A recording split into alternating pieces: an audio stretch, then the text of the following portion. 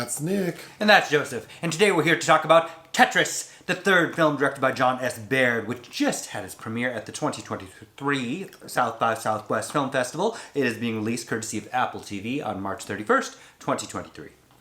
Do we know the director's other films? Yes, I've seen both of his previous films, including 2013's Filth, starring James McAvoy and the always wonderfully eccentric Shirley Henderson, which I remember liking well enough, about a corrupt junkie cop.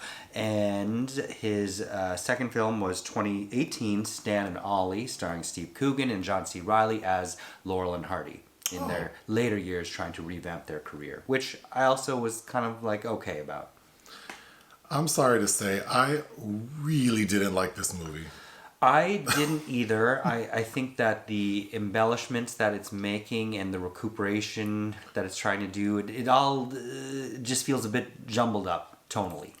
Okay, the basic synopsis. The story of how one of the world's most popular video games found its way to players around the globe. Businessman Henk Rogers and Tetris inventor Alexey Pajitnov joined forces in the USSR, risking it all to bring Tetris to the masses. Ugh. There are so many things I didn't like about this movie. The tone is really weird. It reminded me of that movie we reviewed, The Courier. With Benedict Cumberbatch, which originally was titled Ironbark. So like a kind of a boring thriller combined with the Weird Al movie with Daniel Radcliffe. Sure. Like it's kind of quirky. It's not funny. There are no jokes. And then the lead performance by Taron Egerton was as annoying to me as Zac Efron in The Greatest Beer Run Ever. Which is... Yes, Chick. Oh, Chickie Donahue. Chickie Donahue. Oh, I hated it. Yes, I also don't like the name Henk Rogers either. It tends to grate a bit, but... Well, I mean, that's his real name. I know, but it's like... alluding to what Henk. you are... bringing up what you already alluded to, I was reading that in an interview prior to the film's release, Henk Rogers said that both he and Alexey reviewed the script and made suggestions. However, Rogers noted it's a Hollywood script, it's a movie, it's not about history, so a lot of what's in the movie never happened. He did emphasize that the producers wanted to capture the darkness and the brooding that he felt during his time trying to get the rights to Tetris in then Soviet Russia. He continued, they tried their best to accept our changes when they had to do with authenticity, but when it started getting into creative flourishes like the car chase and all that, it was like, okay, now it's all them. We couldn't change anything. So after reading that, then I really didn't like this movie. It's like it wants to be cinema from this period, like The Russia House, or, you know, and I think it was Walter Hill's Red Heat in the 80s where they film in Moscow.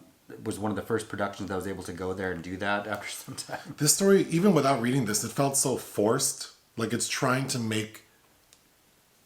I don't know. What's that movie with the Hulk? The guy who plays the Hulk in the Marvel movies? About Teflon? Oh, Mark Ruffalo, Dark Water, the Todd Haynes film. Yeah, like it's just trying to make something really sinister out of a game that we all know and love. And yeah, there is that component of like licensing and how it was complicated and there was deception. But this film chooses to focus on Henk Rogers, who I feel like is the least interesting part of this story. I agree. I would rather have the movie focus on Alexey, the Russian guy whose intellectual property was basically never his to begin with, or the government official who signed the contract to ultimately give the rights globally. Belikov, which sounds very Spielbergian to me. Yes, I think that Taron Egerton's Henk is kind of the everyman that the audience is supposed to be able to enter into this material, the most easily, most predictable, most familiar. But again, I think the games being played behind the game are really much more interesting, but in these political maneuverings that, you know, as the fall of the USSR and communism is happening, those elements are, I think, much more interesting than what this is conceiving. And also doesn't manage to balance how he's Dutch and he's got a Japanese wife, they're living in Tokyo. There are all of these kind of elements up in the air that just kind of get tossed into a blender. Yeah. Also, well, we can get into it. Basically, the film's set in 1988 into 1989 when the game is released, and it focuses on Henk Rogers, played by Taron, and we see that he's at the Consumer Electronics Show in Vegas, and he's pitching some game that he's developed that no one wants, and it's a failure, and he owes money to a bank. So now we see him with this banker telling him this long drawn out story. I hated the storytelling in this portion of the film where he's saying he discovered a game called Tetris, and he's putting all the pieces together of like how he went to the people who he thought owned the licensing, which is this billionaire media mogul Robert Maxwell, I believe, Played by Roger Allam, and this is a caricature of a oh my performance from gosh, Mr. Allam. yeah, but that the film is basically like over the course of I don't even know how long, a few months, when Henk, Taron's character, is going back and forth between Nintendo, Mirrorball, which is that billionaire media mogul, and the Russian government. And Toby Jones as Robert Stein, Who's this guy from the UK? I think he's from Hungary. Oh, Hungary. I thought he was in London, but he also believed he owned the rights. So it's like sort of trying to like unravel who really has the rights to this game, which in the end we find out it wasn't. There wasn't that much fraud involved. The Russians just got a shit deal, and then they were able to get Stein to sign a better deal in their favor, which then allowed them to sell the global rights to Nintendo. So it all culminates with like a little 10-minute wrap up of how it happened. So I feel like the previous 90 minutes were a waste. What I would have preferred is a documentary. Well, yeah, because it doesn't correctly balance it. Again, like him as a family man and how he's letting his relationship and his role as a father kind of become eroded. Right. Like not all of that feels very tacked on. And ultimately, I didn't even care. Who cares about that guy? Like, is like the middleman to this game that is such a part of like the zeitgeist and then all the games that were played to get it into the hands of everyone. I feel like, yeah, I don't care about Hank Rogers and his missing his daughter's recital and well, and also just he's characterized as kind of simple and stupid because he's not correctly weighing the risk that he's taking by going to Moscow in this period, and which is the Chicky Donahue vibe of it all. Yeah, the danger he's putting himself into, as well as Alexey, who's basically life is ruined where he's from because he tries to intervene. Well, because the KGB's on his ass, and they like it. Anyway, one thing I did like is the music. The soundtrack includes like Japanese versions of popular pop songs from the 80s, which I thought was cool. There are also some graphics that are used, like 8-bit graphics in between scenes, that's used pretty heavily in the first half of the film. But then when it turns into a thriller, they kind of reduce it. I thought that was a cute flourish, but some of the CGI is bad, but the cinematography itself is not bad. It was shot by Alvin Kukler, who's worked for Danny Boyle and Lynn Ramsey, and he's shot Joe Wright's Hannah, which is a film I liked.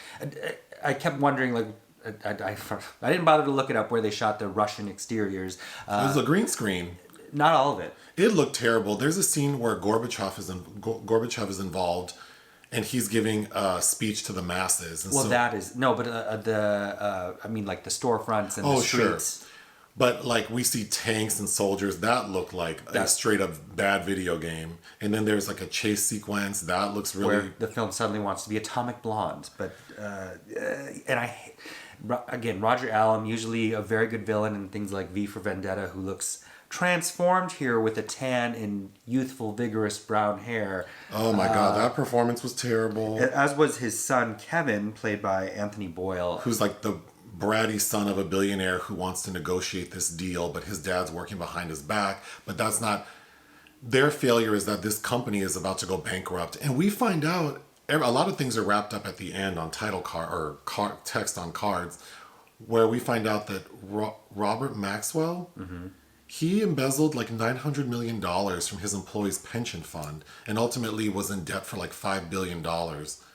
And like, I feel like that's the more interesting story of how that guy let the rights to Tetris fall through his fingers because he was incompetent in stealing. Like, but this is cookie cutter. It's like how the Russians are all superficial. Like you could have lifted these people out of the last Stranger Things season. But there's a scene where Maxwell is shredding a bunch of stuff, and his son walks in like, "What are you doing?" He's like, "Oh no." I feel like every character in this movie is offensive. Like, whoever they represent should be offended. Yes. Because everyone seems like an idiot.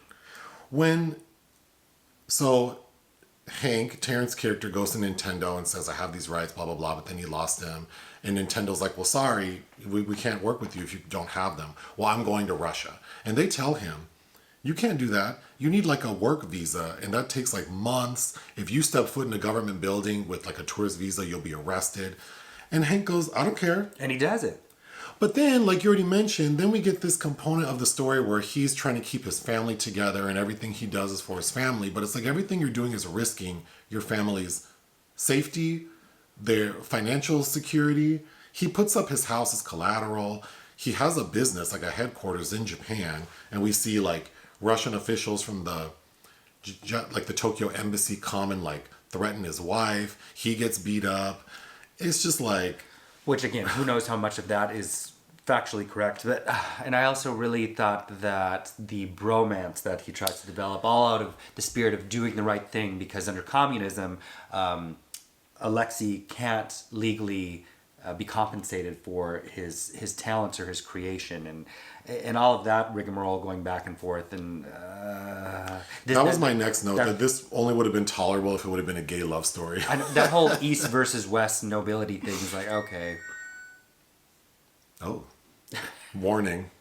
It reminded me of, it seems like there's a movement to recuperate a lot of not only this kind of nostalgic periods, but also now archaic technologies, because there was just a movie that premiered at the Berlin Film Festival and competition, BlackBerry, which was about the short, brief, but notable period of the BlackBerry phone, which of course seems to have been created so iPhone could run. But again, I think you kept asking, who is this movie for? And this Tetris is very much a movie and a game that kind of has that feeling for me. It was a big part of my life growing up, and Game Boy as well. I feel like someone like my age would probably prefer a documentary, really detailing all the specifics. And then because of the video game component and the graphics, it almost feels like it's trying to be a little more youthful. But I can't imagine current gamers being interested in this movie. As it plays out. They might be interested in the topic of Tetris, but the way this movie's done, I can't imagine anyone thinking it's good. I think that there was a more interesting and intelligent way to make this film without hyperbolizing what it was. Yeah. I don't know. And I think it would have been focusing on the Russian guy who actually invented it. Mm-hmm. And how he might have really felt in all this. Because you don't understand how this person feels. No, not at all. This felt so corny. It felt like a drunk history skit. Like, yes. We get a scene where Alexey is trying to send a fax to Henk. And so he has to like start a trash bin fire in his office. And he still gets caught. And it's just like, I don't think the way it's written and directed, like they understand how to create tension. It just felt also nonsensical. Just like that terrible way of Noah Pink's screenplay giving us all that exposition with the banker in the beginning. Again, that opening scene I just really did not like. We get a scene between Stein, that character, and Kevin, the son of the billionaire, getting into like a fist fight. And at one point they're actually almost doing the equivalent of like this to each other. Yes. Like, what is this? Yeah, it's just, it's unfortunately not very good. Also notably executive produced by Matthew Vaughn, who discovered Taron with the first Kingsman film, and has made several films, including Eddie the Eagle. The film ends with, of course, Taron securing the global rights to Tetris for Nintendo. He comes home, and a plot point earlier was that he missed his daughter's dance recital, so he has set up like a dance space in their apartment for her to perform for him. And then he presents his wife with a $5 million check.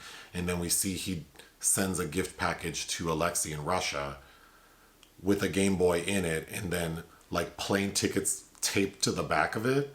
And then the final scene is Alexey showing up to San Francisco and Henk telling him like, ready to start your new life. And that's when we get all the exposition about how those two started a company together. Of which, like, even that would have been the better story. Like, let's start with how these two people rebuilt and how Alexey was able to make money off of this game that became a global phenomenon, and he got no credit for it initially. But we end with that. And then, so we just watched a movie about who knows what percentage of this shit was made up anyway. No, Gouda. No, I didn't. What would you give it? 1.5. 1.5. I would give it 1.5 out of 5 as well. Anything else? No. Hit the thanks button. Listen to our podcast. Bye.